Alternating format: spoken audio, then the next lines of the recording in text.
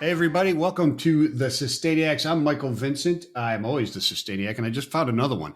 And I found her in Guatemala City.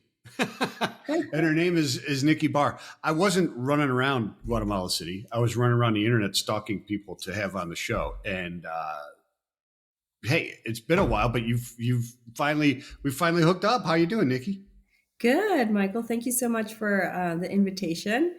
Looking forward to talk a bit about sustainability, a bit about what's happening in Latin America, and hopefully inspire a couple of people to keep working on what they're doing.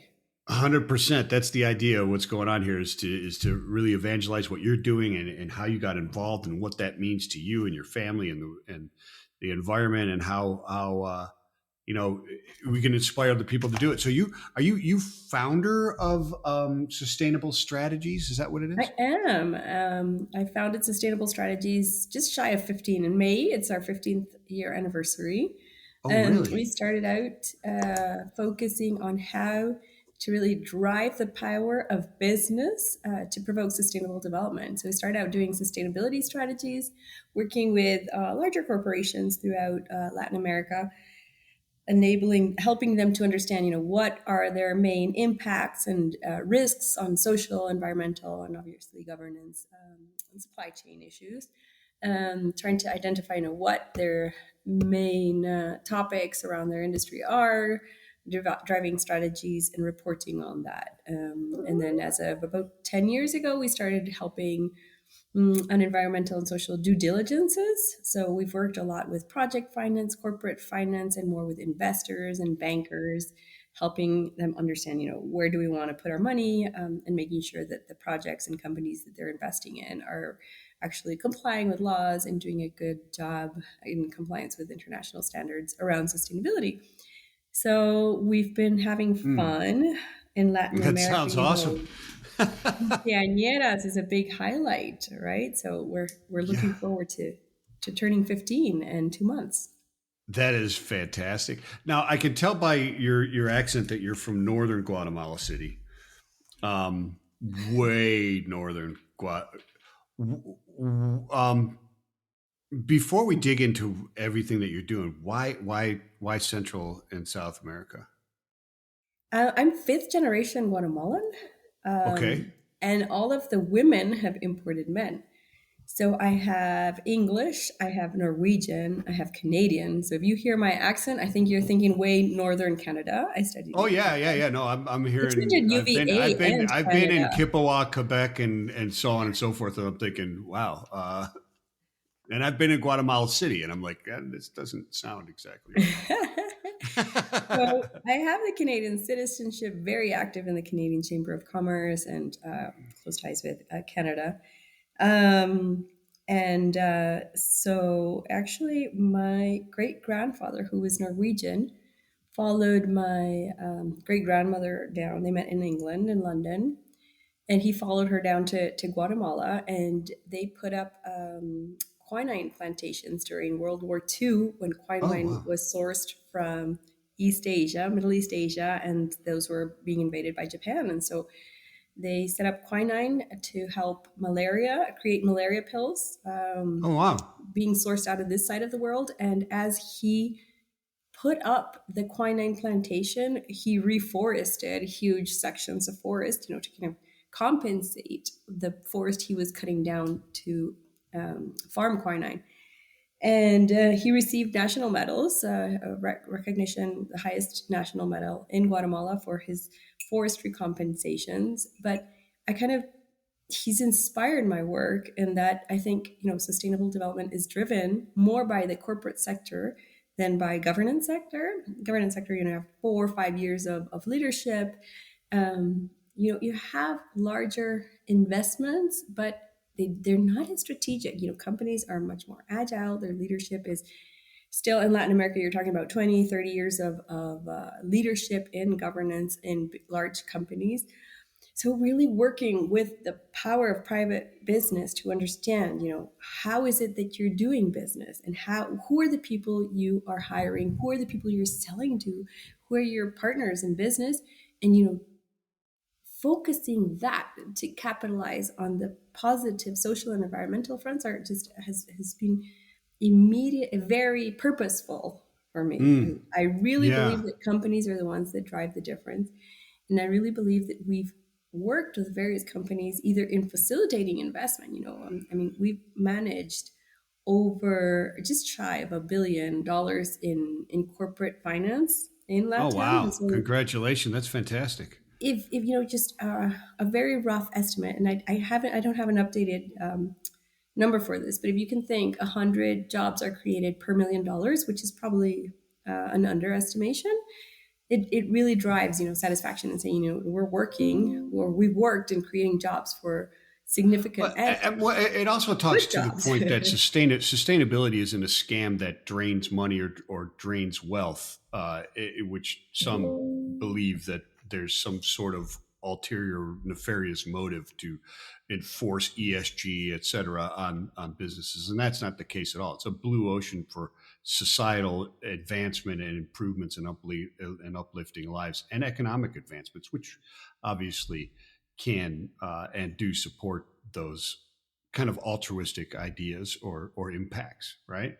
Michael, I think we've all fallen victim to a very polarized political society, no? Get out of town. Are And you so, serious? this polarization is really impacting the potential to have deeper conversations around sustainability.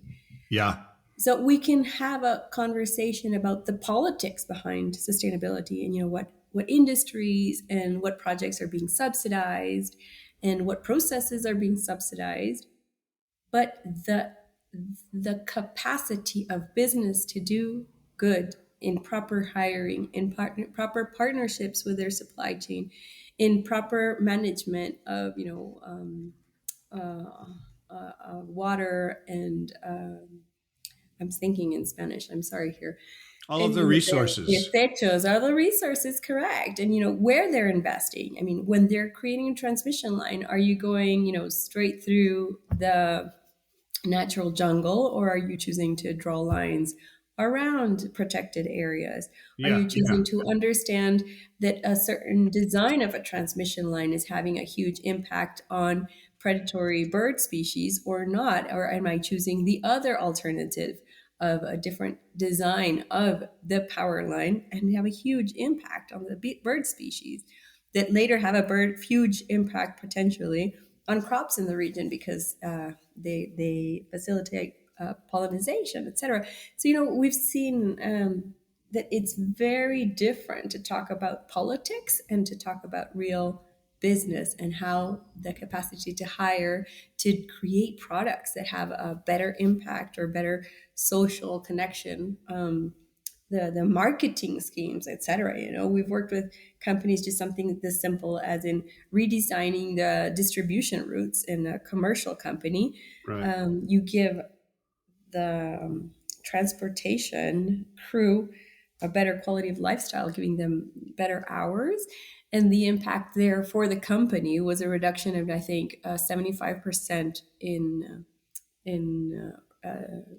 micro stealing of the cookies and the products that they were Pilferage. selling, and The the 75 the was free. pilferage of the products, right? Yeah. You And actually increase.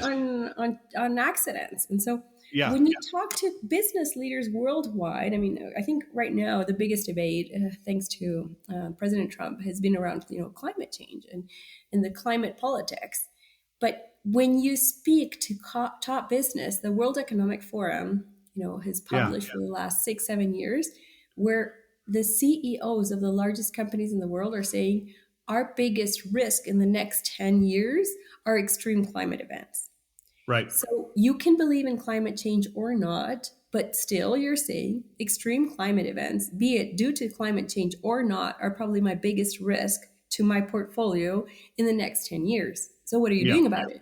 And how are you Yeah. building your locations and how are you distributing your investments to make sure that your business, your buildings, your supply chain, if you have a huge hurricane in the Caribbean, how are you going to make sure you get your products to your clients on Right. time in the future? Right.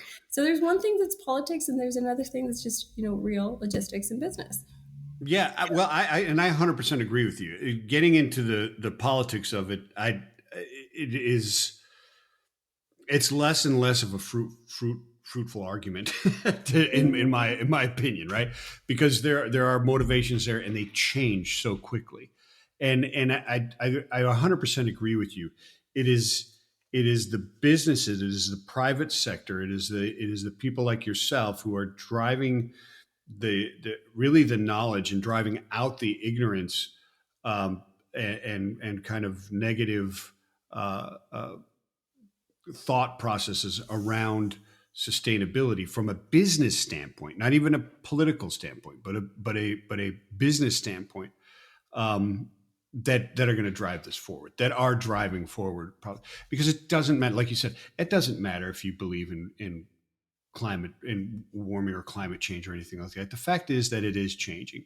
You can argue about who the cause is or what, and look at the last 150 million or 500 million years and look at the cyclical changes that we think occurred over that time, because obviously we didn't have instruments to measure it, but there are charts and graphs that'll show you all kinds of crazy things. The fact of the matter is that it's good business and it's good social, and we're being good stewards of the earth and of our society, and we're changing and improving the lots of people around the world as far as the haves and have-nots, and taking care of our environment. That just makes perfect sense. And guess what? It's an opportunity to improve profitability and efficiencies within your company as well. Completely. Develop new Yeah. products. Yeah. The millennials, the centennials, younger generations are connecting, and we've had 2 clients that have told us, the main benefit our sustainability strategy and report in the first 2 years, we're hiring better teams. There you go. And that's crazy. I mean, just It is. No, but getting a it's better awesome. staff. So, Yeah. we can talk about so many, theoretical gains, but when you start looking at business per business and person per person, in our due diligences, we just wrapped up the construction or supervising the construction of a wind project. And there, we required all of the contractors to pay, finish up, wrapping up paying their different workers. And that's kind of legally binding, no, Michael? You mean instead site, of walking out and not finishing the payment? That's an occurrence, I guess. Yeah, well, I guess Yeah, it's just not leaving them a hanging. payment, Is that what you're talking about? You're sorry. They would just leave the workers hanging and The without pay. compensation packages. So they pay Yeah, your last month's dues, but sure. not the compensation packages. And we had over 300 workers come in and thank the company, the main company, who had required and not paid out their contractors until they demonstrated that all of the compensation packages had been paid out. And so, 300 people got a better life because we made sure that these other companies did their job. And It's you may be fascinating. thinking, this is only LATAM, but we worked with No. American clients as well. Yeah. It happens. It And, happens a lot of everywhere. This is not. Yeah, this isn't an anomaly that mhm. only happens in Guatemala or Central America. It happens all over the place. And it's interesting because a lot of our clients have Spanish, Portuguese, Italian, or American Yeah. contractors, Yeah. and these are the guys that aren't really paying attention to the Well, fine print of what being responsible means. Really yeah. manning up to your commitment. So let's get back. The motivations that you have are tremendous. I get the family, the generational connection to Guatemala and Central America, and it's beautiful. I've been there. It's absolutely gorgeous. I love it there. But from my hotel room, I could see, I think, 5 active volcanoes in Guatemala City, which was fantastic. That's right? Right? There's 5 that you can see from. Three. 3. Okay. Well, see, the fish gets Pacaya, bigger the Fuego. longer No, actually you. 4. You're right, 4. Okay. All right. Pacaya, Fuego, Agua, and Acatenango. Okay. There you go. See what she said. I didn't. I cannot pronounce them. But exactly what is sustainable strategies going? Are you are you a legal firm, an investment firm, a financial firm? How are you engaging with these companies? Because what you said that you're involved in how you described it, means that you're like an expert in hundreds of different verticals as far as business is concerned. Or are you consultants in a way We're that consultants. work with them? We're Okay. business consultants. We're agnostic to industry, so we've worked across the board with different Okay. industries, cement. We've worked a lot with steel, a lot with real estate, a lot with agribusiness, both forestry and sugar, African palm, banana. We've worked a lot with banana.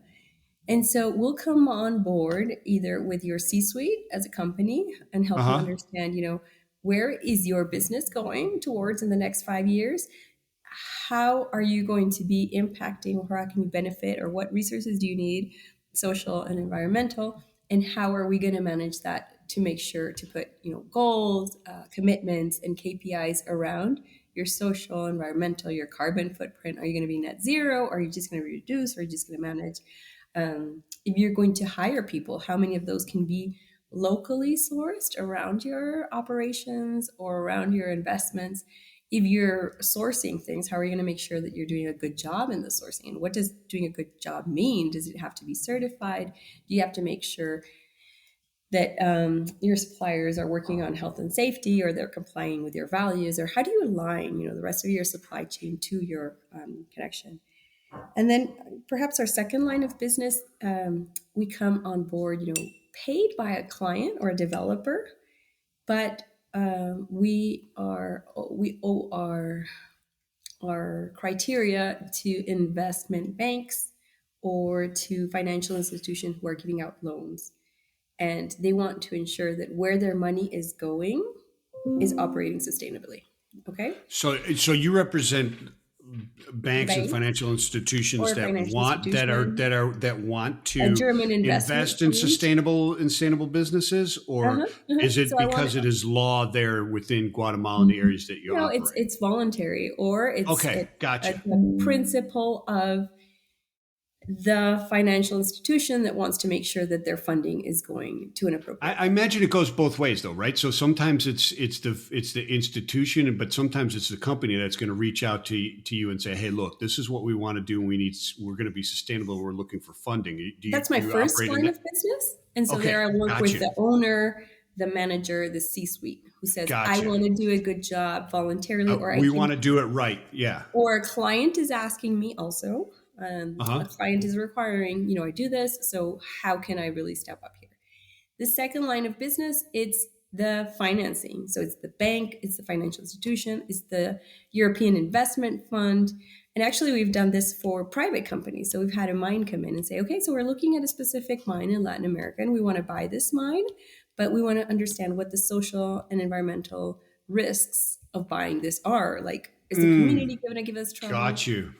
Are there environmental, passive environmental impacts that we need to take care of in the future here, or what do we need to figure out? Or we have an American manufacturing firm who's going to set up shop in Latin America, and they're looking at 3 different properties and want to understand which property is more convenient from a social and environmental perspective. So which community is better, where do we have better access to water and different resources, where do we not have, again, previous environmental impacts that we might have to remediate in the future. And so we can come back on board for that American investor and say, okay, so you probably want to look at this or these 2 properties for your Got you. future. Yeah. Yeah. I imagine there's a strong social aspect to that as well, right? Where can we set up operations that also impact and can have the most? I mean, because you're looking for talent and you're looking for labor and you're looking for those type of things as well, Mhm. right? So Correct. And there's got to indigenous be populations also. So if I exactly set up shop yes, yes. here, what's the difference of setting up shop here where it's either Ladino or an indigenous population, and what does working with that indigenous population mean in terms of extra work or extra human resources talent in working in Right. different languages, Well, etc. there's different pockets of Conversation. different intelligence levels and or skill levels too, right? Completely. Hmm.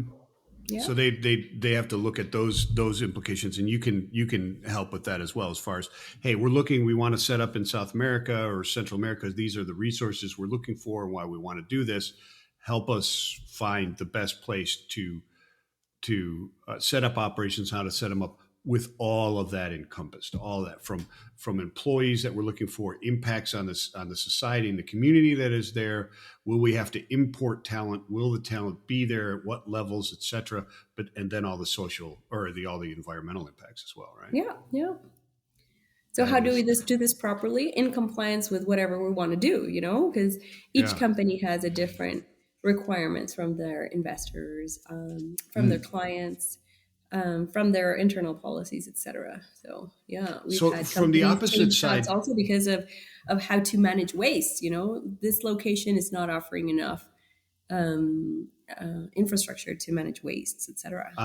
yeah. So, well, in some of those cases, that company that comes in would need to invest in that, and that's also an opportunity as well. No, Yeah, yeah, right? I mean, if a company comes in and says, "Hey, we're going to do this," and the infrastructure for handling the waste properly isn't there, the investment in that can also create jobs and side or ancillary business, right? yeah, yeah.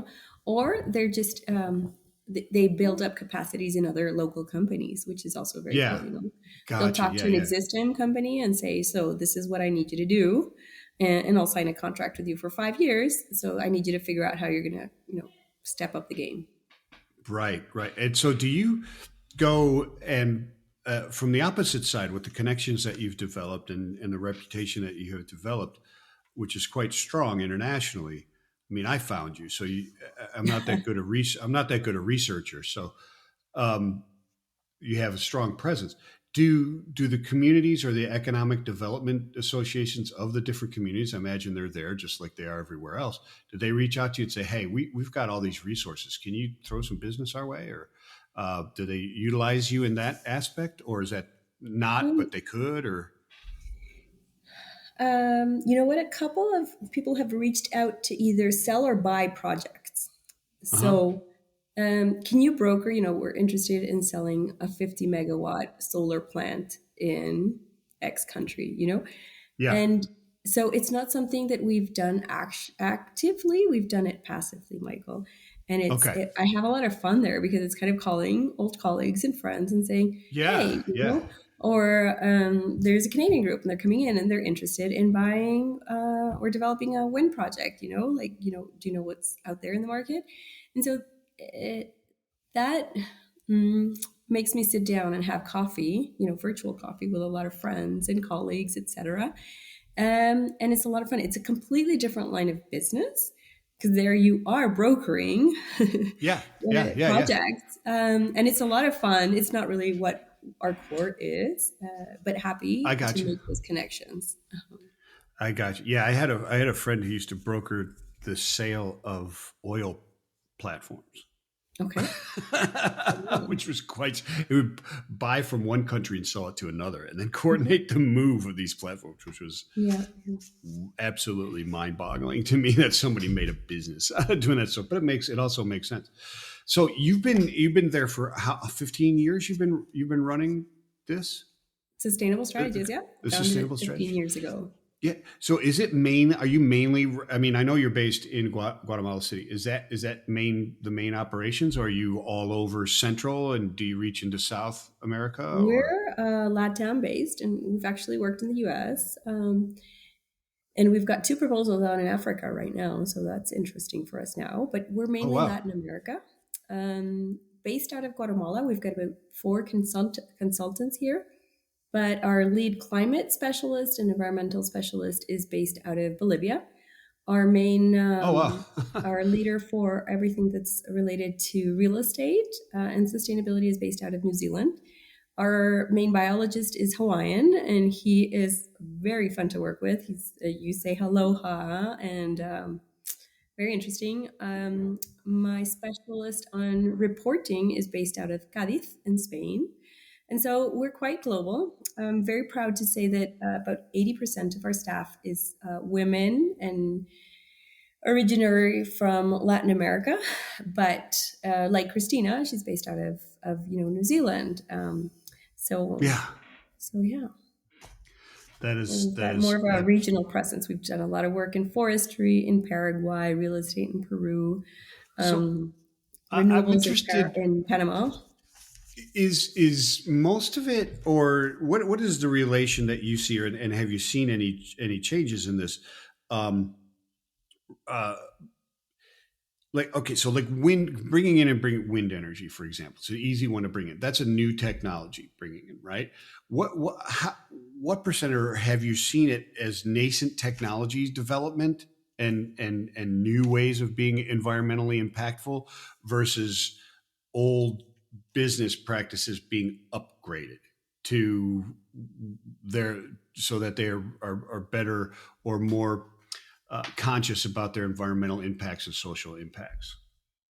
I think there we have, for renewable energy, we have two main drivers. One would be the financial sector, or three drivers. I'm going to change that. So the financial sector has a very clear preference for financing renewable energy projects. Okay. So it's much easier to finance a solar or wind farm versus a hydro farm or a hydro project. Two, clear social preferences. Hydroelectrics have been much more associated with social conflictivity globally, and this is not Latin American. So you can do speak to hydro projects in China, in Africa, in Norway, or anywhere else. Hydro projects are much more related to social conflict, and so um, financing institutions are kind of steering away from hydro projects because And those why is are that? Why is hydro more social conflict? because There's a lot of access to conflict with wind. water, access to water. Ah, hmm yeah, So, be yeah. it with a dam or without a dam, hydro projects are associated with who has access to water or not. Even if it's just a run off the mill hydro projects, there's always lack of information, perceptions on who has more preference to water. I'm Yeah, going and to you can migrate, impact Michael. across borders. International borders can be impacted as well that way, right? Completely, yeah. And so hydro Oh, we're projects have traveling. seen. I am traveling. I'm sorry, moving dust. I don't have my It's quite all right. connection. So here we go, and now we won't run out of battery. Oh, excellent. So, That's so fantastic. hydro projects for sure have a lot more social, and if they have a dam, environmental impact as well. But Right. that means that there is less financing available for hydro projects. And then the third is regulatory preferences across the world, and there are even government organizations that are lobbying strongly to develop hydro and solar and wind projects with Hmm. more frequency than other technologies. Yeah. So Yeah. here's where you get into a bit of the politics, no? Because Oh, you're yeah. going to have other groups asking, we want hydro. What are you going to do with the solar panels? They're mainly sourced out of China, and we don't Mm. really know how to recycle solar panels. So what happens, after the 15, 20 years when they're done with their life cycle of use, who's going to recycle them? And there's not really a technology on how to recycle them yet. Or what do you Wind. do? Well, wind is difficult too, right? I mean, the Yeah. What turbine do you do blades, with them? etc. And And there's what do you do also with the the blades? environmental impacts that are pretty real about the wind turbines as well, right? I mean, it's not a joke that the ones offshore impact the aquatic life, and those offshore and onshore, the birds and aviary are impacted as well, right? Yeah, yeah, yeah. We have a main biologist based out of Portugal on, when do Okay. you install offshore wind projects? You can't coincide with the main fauna's mating season, because then if not, you'll have a big Mm, impact on that population. And yeah. the times on when you can do drilling A bit like your friend in the oil industry. When can you drill? When Yeah. can you not drill, etc. Yeah. Seasonality to those different energy sources in construction is Same, important. exactly. That Mhm. so what about now you mentioned the being able to recycle the solar panels, etc. Do you do a lot of work, and is there a lot of importance placed on uh, end of life and circularity of those resources that are available at end of life? Um, how do I answer your question? Huh? I So don't we know. work a lot with steel. So when we work with steel, that's one of our main focuses. And steel and glass are the two most recycled products and recyclable products globally. So how do you Yes, help clients position that and differentiate themselves in front of consumers who want to take correct. a better sourcing decision? Now, when we Right. work with renewable energy, what we put in are requirements for financing for the project developer to consider these issues. However, Michael, these are global issues. So, because there is a solar project in Honduras or a wind project in Ecuador or Colombia, and you set in requirements of, figure out a process for end of life disposal for your wind blades, how I'm not really there to supervise the end. Right. Or you have issues. We had a client that 7 of the blades got struck by lightning in their first 2 months of operation. So Mm. luckily, insurance comes in and covers the bill of bringing the new blades in and setting them up. But you have 7 blades, Yeah. and the cost of moving those blades and taking them to a proper, where do you dispose of this Yeah. product? Exactly. They kind of set them up as art, and they made a little sculpture, and the community loves coming in and taking pictures with them. And just they're there, but they weren't tossed out into trash. They're art now. Yeah, yeah, they've repurposed them a bit if they can. What about the general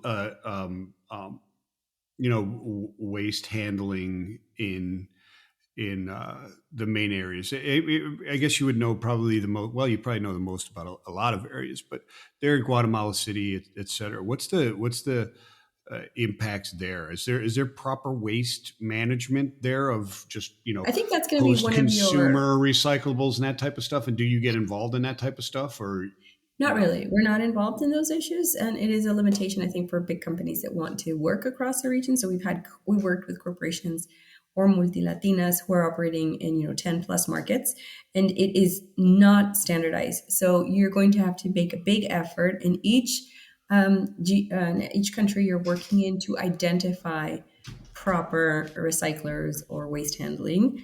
Guatemala, for example, this year is putting into effect the classification and recycling of trash. So we're behind, most developed markets. And then you're going to have Gotcha. other countries like Costa Rica or Chile or Colombia that have, a couple of years, you know, Ahead in the ahead recycling. on these So practices. I And so got you're so going to they're have better suppliers and better, assurances on end of life for specific, waste typologies. So in Guatemala, you'll find, great recyclers for, car tires and car batteries and a couple of other things. But then, just general cardboard, plastic aren't as developed, and there's not really a market around those yet. gotcha. So the demand is well, okay. I got you. So you mentioned supply chains. Do you get into the international supply chains and advisory there as well? The companies that you're dealing with, are you dealing with companies that maybe are entering that market through selling into that market, or is it setting up operations of construction only there, or manufacturing there? So, are you working with companies on import of product and making sure that they meet sustainability standards and or export to, like, say, the EU or something, or North America Um, that they have different, make sure they're in compliance so they can compete internationally? It has different drivers. So each client, that's the fun part. You have to kind of start up understanding, what the drivers are, and that kind of goes aligned with what the benefits are for implementing or drafting your sustainability strategy. So I'll give you two examples. We're working with a real estate development fund. They develop warehouses, office buildings for call centers, and single-use retail buildings, Peru or Mexico down to Peru. And we're developing a climate strategy. They've been recognized for the amount of buildings and square meters certified by LEED buildings. And we're working on decarbonizing both the construction and the embodied carbon that's in the construction, as well as the potential to reduce emissions during operations for their tenants. That's driven, one, by the banks who want to see more office buildings that are certified, but also by the clients who want to have a building with less use of water, less use of energy, with more renewable energy disposable to them. And so they're como mobiliare. They're really positioning themselves as being a leader in managing energy and water consumption, both in a building and operations phase. And two, we've worked with the largest steel mill based out of Guatemala, Aceras de Guatemala. Their geographic influence is to Panama as of a month ago. Now they've incursioned and they've purchased a couple of operations throughout Latin America and the Caribbean. And we've worked together to develop a steel rod made out of 100% recycled steel. And Nice. that has become a huge success with the sustainable building industry, because they want to certify their buildings. So they're looking for sustainable attributes in the products they buy. And what is a building made out of? Steel and concrete, So it's one of the biggest inputs. So there, the driver has been more on a commercial base as well, So we have fun. Each client is a bit different. Some of the clients come in and say, my European buyers really want to understand my impacts, my carbon footprint, and so I need to reduce my emissions there. And just each client is very different. Yeah. So the climate there in Central America, is there a lot of government impact and influence or demand for sustainability, and not only sustainability, but your carbon emissions and so on and so forth? And does it vary from country to country? I mean, they're very, very closely packed together, and one can impact another. Your environment doesn't change just because there's a border, right? Your impact can impact across many different countries and societies. Is there governmental unity in the efforts, No, or no? no. It's you have across the board diverse Yeah. advances, and I think that's an interesting aspect of our business, because it's more voluntary or market driven. So it's not really regulatory, and it's not as politicized in the region, because what is changing across the board, I would say, is one, requirements for reporting, where you're seeing markets like Costa Rica or Chile, Colombia having having more requirements on what companies report on social and environmental risks and impacts. And two, what I was mentioning in a larger regulatory requirements for renewable energy. But other than that, I would say it's a bit across the board.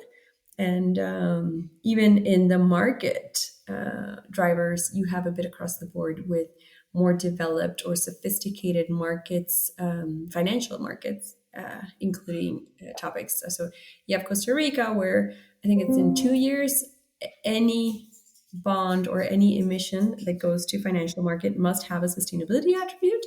And other countries where that's kind of starting out, you have Guatemala has, I think, 3 sustainable bonds emitted, sustainability linked bonds emitted. So the regulatory and the market aspects across the region are different. And I think you kind of have to go understanding those. But the good thing I would say is that behind that, it's all market and business sector driven. So you're not really talking about um, the responsibilities of complying with government, but it's more of a voluntary driver. Yeah, I would imagine that there's a lot of advantage to that, right? I mean, there's obviously in the EU and in many other countries, the government is driving a lot of it, right, through the will of the people, right, through the votes, et cetera, that type of stuff. But they're not always the experts. The experts are the private sector, the business people, the people like yourself. Those are Yeah. the experts, and the ones that are voted in or not, there's ulterior motives there. I mean, they want to stay voted in, et cetera, and they have constituents and so on and so forth. So things can get diluted, and there's a bit of ignorance to the different technologies and sophisticated systems that have to go into place, because I mean you're across the board, all kinds of different industries, right? So do you see that as kind of an advantage, that it is market driven and not being dictated by a government, so to speak, in different aspects? Because it could get muddy quickly because you got so many different countries in small environmental areas It that. is, although it's a huge challenge. I mean, as the European Union, the requirements for compliance around sustainability in Europe are changing quickly. And, the last decision was to kind of like stand off on these requirements for companies according to volume, sector, etc. And I think a big challenge for that being market driven in Latin America is that a lot of the companies or industries are not really at the table. So when you have requirements on water use at the sustain in sugar, for example, um, Guatemala sugar industry recycles about 100% of the water they offset. The water is either reused in the industrial process, or it has been used to wash the sugar cane, and so it has a lot of nutrients, and it's sent out as an organic fertilizer, right? And so you're not going to get rid of that water. It's got a lot of nutrients. You can reuse in the sugar Yeah. cane. And then the technical or the certification bodies don't know how to measure or require that. And so you have to be at the table to help people understand what your practices are and what you can and can't be evaluated against. And I think that is, or the human rights requirements, where a lot of the requirements around due diligence or indigenous people aren't as black and white as the requirements would like them to be. And so you kind of have to be on ground and understand the local context to understand how to implement what a best practice is. And you can't really comply by the book or what the European or Californian requirement is asking you. So I think that's one of the detractors here, Michael, and that Yeah. I think there are a lot more people sitting at the table and creating these rules that, when they're plugged into the requirements in the supply chain, don't make a lot of sense. And so I think one of the big challenges for companies, and not only in Latin America but in all developing countries, are to have more experienced international, public relations or technical staff that can sit at a table and have those conversations Yeah. with their Yeah. buyers, with certification bodies, with European Union, and say, the requirement you're drafting or the laws you're drafting are wonderful, but when you start living them on ground, they don't make a lot of sense because of a XYZ. Yeah, right. Because the different cultures, and yeah, the different environments, the different cultures, the different structures, the different societal norms, etc. The values aren't 100% aligned, right? And See, yeah, I wouldn't say I talk that much about values because we want to talk about, doing business improperly. But I want to say yeah, um, about, just how things are implemented and how you're measuring, something like 100% recycled water, or what is a consultation? How do you go outside of your company fence and talk to indigenous populations, and what is the requirements? What is actually feasible to do that, and what counts as a valid consultation with indigenous people? Got you. That makes a lot of sense. So, are you guys expanding worldwide? You mentioned you have operations now in South Africa and other locations, eh? Or you're dealing with Um, companies in well, you know Africa? what? I don't know. I guess we are if we sent the proposal, huh? So Yeah. it wasn't a strategic decision. We just more responded to an opportunity. Our area of influence is going to continue to be mainly LATAM, but happy to serve clients when they have challenges in other geographies, I guess, as a Yeah, but your response.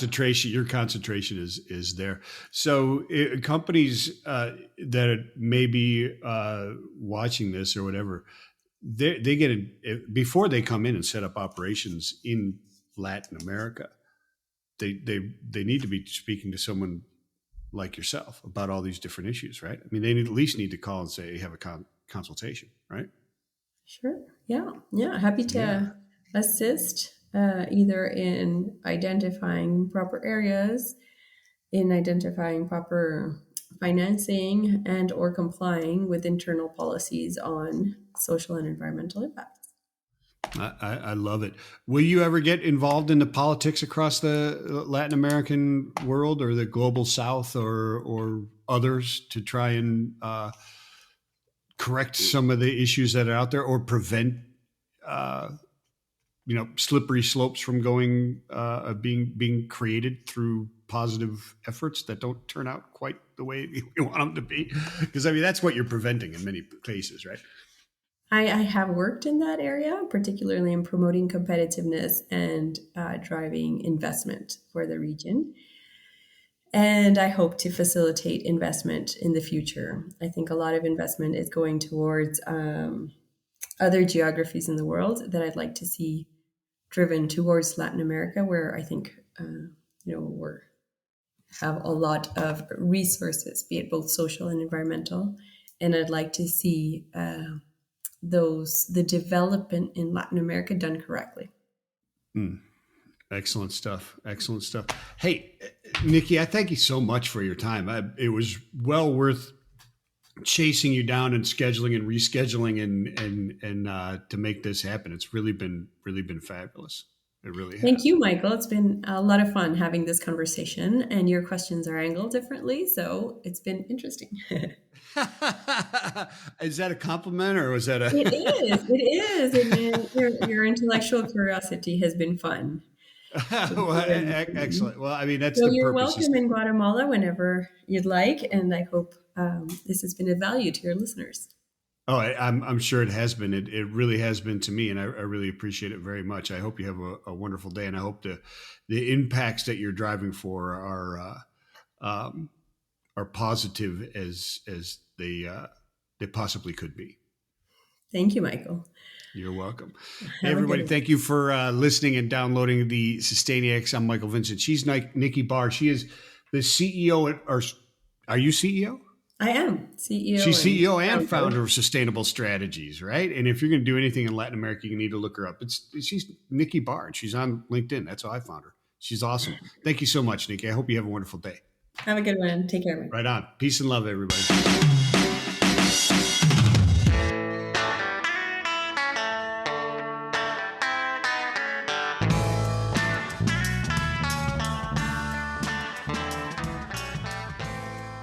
Irreverent logistics.